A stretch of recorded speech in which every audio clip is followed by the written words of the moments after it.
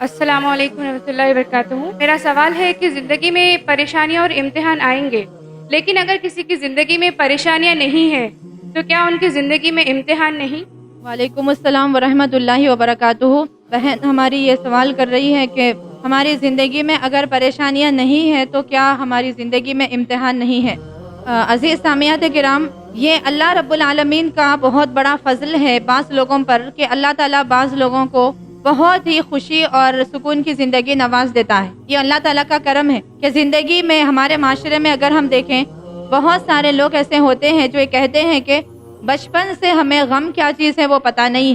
یہ اللہ تعالیٰ کا ان کے اوپر کرم ہے۔ لیکن دوسری طرف اگر ہم دیکھیں سورہ عصر میں اللہ تعالیٰ قرآن مجید میں ارشاد فرماتا ہے وَالْعَصْرِ إِنَّ الْإِنسَانَ لَفِي خُسْرٍ إِلَّا الَّذِينَ آمَنُوا وَعَمِلُوا الصَّالِحَاتِ وَتَوَاصَوْا بِالْحَقِّ وَتَوَاصَوْا بِالصَّبْرِ۔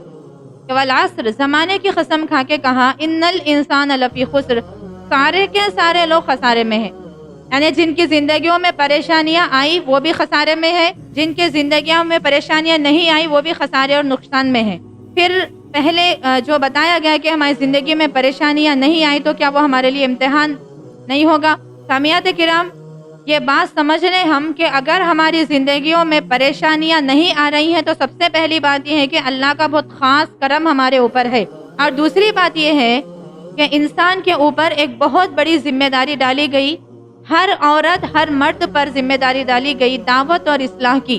دعوت اور اصلاح یعنی جو لوگ اللہ اور نبی صلی اللہ علیہ وسلم کی باتوں کو چھوڑ کر زندگی گزار رہے ہیں ان کو شریعت کی طرف لانا ہر ایک کی ذمہ داری ہے۔ اگر انسان اس ذمہ داری کو ادا نہیں کرے گا تو اللہ کے پاس پوچھ ہونے والی ہے، اور اس زندگی میں اگر اس ذمہ داری کو ادا کرے گا تو اس کے اوپر پریشانیاں آنا شروع ہوں گی۔ اللہ تعالیٰ کہتا ہے کہ سب کے سب نقصان میں ہیں۔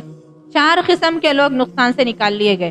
پہلے ایمان لانے والے، دوسرے نیک اعمال کرنے والے نقصان میں نہیں رہیں گے، تیسرے وہ لوگ ہیں جو حق بات لوگوں کو بولتے ہیں، چوتھے وہ لوگ ہیں حق بات بولنے کے بعد ان کے اوپر جو تانے مارے جاتے ہیں، ان کو جو ستایا جاتا ہے، ان کو جو تکلیفیں پہنچائی جاتی ہیں، ان کا جو مذاق اڑایا جاتا ہے، وَتَوَاصَوْا بِالْحَقِّ، اس پر صبر کر لیتے ہیں۔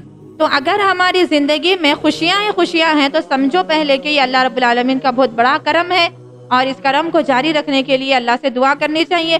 دوسری بات یہ ہے کہ ہم دعوت و اصلاح کی ذمہ داری ادا کریں، اور تب ہماری زندگیوں میں پریشانیاں آئیں گی۔ اگر لوگ سوچیں گے کہ خوشی کی زندگی ہے، یہ دعوت کا کام اگر ہم لگا لیں گے پریشانیوں میں مبتلا ہو جائیں گے، بھائی خوشیاں ہیں برقرار رہنے دو، اور دعوت و تبلیغ کا کام اگر کریں گے تو بہت ساری پریشانیاں آ جائیں گی۔ ہم یہ پریشانیوں کو نہیں لگانا چاہتے، لیکن اللہ تعالیٰ قیامت کے دن ہم سے ذمہ داری کے بارے میں پوچھے گا۔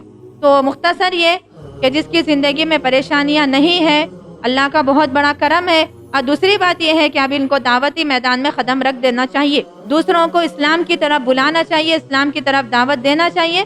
دھیرے دھیرے پریشانیاں آئیں گی، پریشانیوں کو پھر اس پر صبر کریں گے تو وہ سارے اجر ملیں گے جو میں نے میری تقریر میں سنایا ہے۔ جزاک اللہ خیر۔